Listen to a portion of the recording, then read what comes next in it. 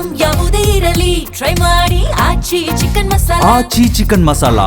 Cool drinks ತರ್ತೀನಿ ಅಂತ ಹೋದವಳು lover ಜೊತೆ ಎಸ್ಕೇಪ್ ಆಗಿದ್ದಾಳೆ.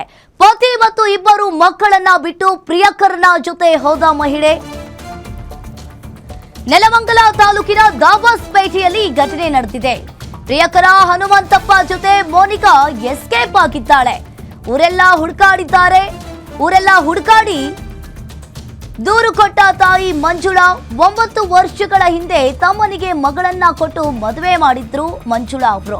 ನಿನ್ನೆ ತಾಯಿ ಜೊತೆ ರೇಷನ್ ತರಲು ಹೋದಾಗ ಆ ಮಗಳು ಅಲ್ಲಿಂದಲೇ ಪರಾರಿಯಾಗಿದ್ದಾಳೆ.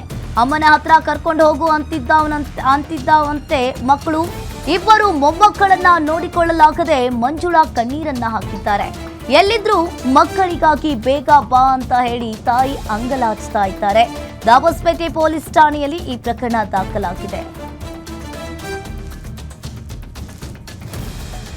ಪತಿ ಮತ್ತು ಇಬ್ಬರು ಮಕ್ಕಳನ್ನ ಬಿಟ್ಟು ಪ್ರಿಯಕರನ ಜೊತೆ ಮಹಿಳೆ ಎಸ್ಕೇಪ್ ಆಗಿದ್ದಾಳೆ. ನೆಲಮಂಗಲ ತಾಲೂಕಿನ ದಾಬಸ್ಪೇಟೆಯಲ್ಲಿ ಈ ಘಟನೆ ನಡೆದಿದೆ.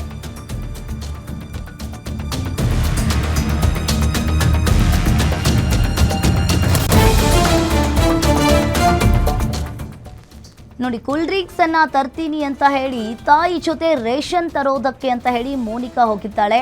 ಪ್ರಿಯಕರನ ಜೊತೆ ಎಸ್ಕೇಪ್ ಆಗಿದ್ದಾಳೆ. ಪ್ರಿಯಕರ ಹನುಮಂತಪ್ಪ ಎಂಬುವನ ಪ್ರಿಯಕರನ ಜೊತೆ ಎಸ್ಕೇಪ್ ಆಗಿರುವಂತದ್ದು.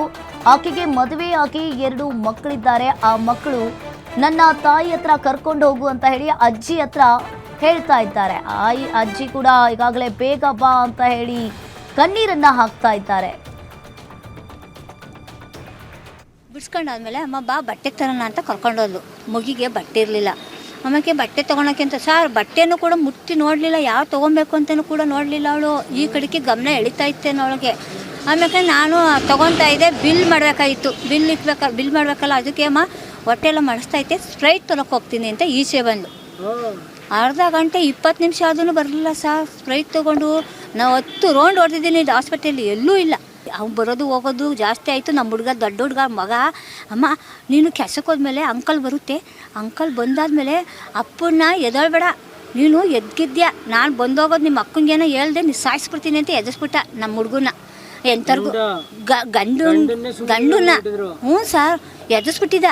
ಆಮೇಲೆ ನೋಡು ನಾನು ಒಳಗೆ ಪತ್ತಿದ್ದಂಗೆ ಅಂಕಲ್ ಬಂದು ಅಂತಾರೆ, ವಿಷ ತಂದು ಕೊಟ್ಬಿಡಿ, ಹಾಕ್ಬಿಟ್ಟು ಸಾಯಿಸ್ಬಿಡು ಅಂತ ಹೇಳ್ಕೊಟ್ಟ.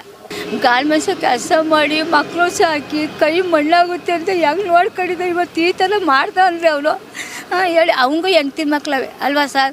ಅವಳು ಒಂದು ಎಣ್ಣೆ, ನನ್ನ ಮಗಳು ಒಂದು ಎಣ್ಣೆ, ನಾನು ಒಂದು ಎಣ್ಣೆ, ಬೇರೆ ಸಂಸಾರ ಹಾಳು ಮಾಡಿ ನಾವು ದೋಸೆ ಹಾಕಿ ತಿನ್ನೋದು ನಮ್ಗೆ ಇಷ್ಟ ಇಲ್ಲ ಸರ್. ನಾವು ಕಷ್ಟಪಟ್ಟು ದುಡ್ಕೊಂಡು ತಿನ್ಬೇಕು ಅಷ್ಟೇ.